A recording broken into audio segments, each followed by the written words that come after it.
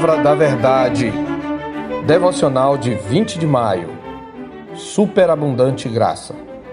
Depois de terem comido, perguntou Jesus a Simão Pedro: Simão, filho de João, amas-me mais do que estes outros? Ele respondeu: Sim, Senhor, tu sabes que te amo. Ele lhe disse: apacenta os meus cordeiros.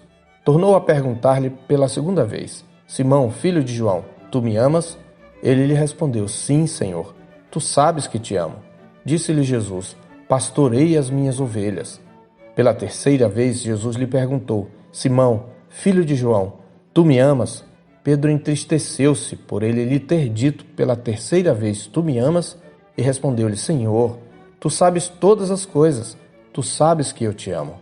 Jesus lhe disse: apacenta as minhas ovelhas. João 21, de 15 a 17. Entre os discípulos, a história de queda e restauração de Simão Pedro é a que melhor ilustra a verdade de que onde abundou o pecado, superabundou a graça, conforme Romanos 5:20b. Pois, embora todos os discípulos tenham abandonado a Jesus, conforme ele mesmo o havia anunciado, podemos considerar o tropeço de Pedro mais odioso em si mesmo e aos olhos de Deus do que o dos outros, por diversas razões. Primeiro, por ser ele um discípulo com maior experiência e graça no que diz respeito à proximidade com o Senhor. Ele pertencia ao círculo mais íntimo, juntamente com Tiago e João.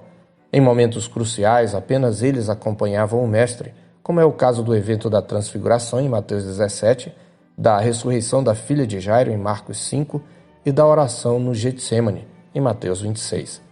Além disso, como observamos nas devocionais anteriores, sua queda conteve muitos pecados associados, e ele acrescentou ao ato de abandonar seu mestre o de negá-lo e com juramento, quebrando o terceiro mandamento que diz: não tomarás o nome do Senhor teu Deus em vão, pois o Senhor não terá por inocente o que tomar seu nome em vão, conforme Êxodo 27. Acrescente-se a isso o conhecimento que ele tinha das sanções que pesavam sobre aqueles que negam a Jesus. Nosso Senhor havia advertido os discípulos logo que os enviara pela primeira vez: todo aquele que me confessar diante dos homens, também eu o confessarei diante de meu Pai que está nos céus. Mas aquele que me negar diante dos homens, também eu o negarei diante de meu Pai que está nos céus, conforme Mateus 10, 32 e 33. No contexto em que foi dada, essa advertência pressupunha uma situação de pressão perante um tribunal oficialmente estabelecido para julgar e condenar. Pedro ainda nem havia chegado a esse ponto. Não estava na presença de governadores e reis. A pressão enfrentada era bem menor: 2 empregadas e alguns circunstantes. Ainda assim, ele negou a Jesus.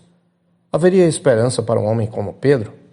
Contudo, é nas trevas mais espessas que brilha mais intensamente a luz da graça superabundante. Tal graça se manifesta antes de tudo como graça soberana, ao anunciar a conversão antes mesmo da queda. Quando anuncia o fracasso de Pedro, nosso Senhor já o assegura da restauração através da sua intercessão. Disse-lhe o Senhor: Simão, Simão, eis que Satanás vos reclamou para vos peneirar como trigo. Eu, porém, roguei por ti, para que a tua fé não desfaleça.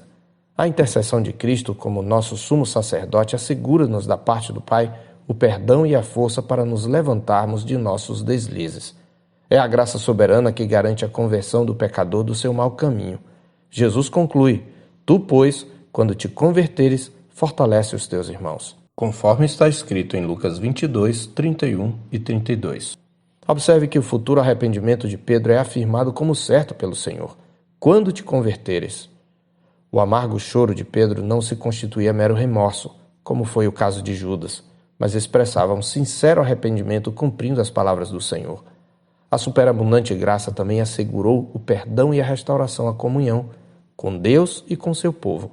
Já ressurreto dentre os mortos, Jesus não quer deixar dúvidas de que Pedro não saiu dos seus planos redentores. Ao anunciar sua ressurreição primeiramente às mulheres, ele envia o recado por meio dos seus anjos. Mas ide, dizei a seus discípulos e a Pedro, que ele vai adiante de vós para a Galiléia, conforme Marcos 15, 7.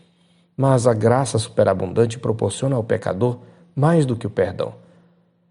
Ela também reposiciona o redimido no caminho da sua vocação.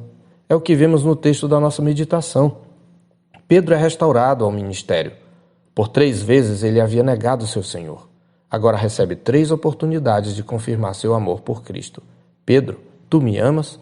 Eis a pergunta crucial a oportunizar ao caído um autoexame de suas motivações. Além disso, por 3 vezes o Supremo Pastor o constitui sobre o rebanho que ele havia comprado com seu próprio sangue. Apacenta as minhas ovelhas.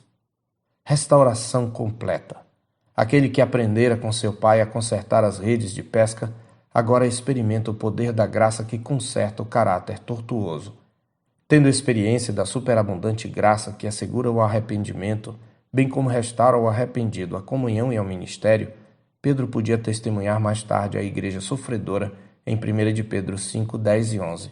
Ora, o Deus de toda a graça, que em Cristo vos chamou à sua eterna glória, depois de terdes sofrido por um pouco, Ele mesmo vos há de aperfeiçoar, firmar, fortificar e fundamentar. A Ele seja o domínio pelos séculos dos séculos. Amém. Eu sou o pastor Marcos Augusto, pastor da Terceira Igreja Presbiteriana de Boa Vista, em Roraima. Tenha um bom dia na paz do Senhor Jesus.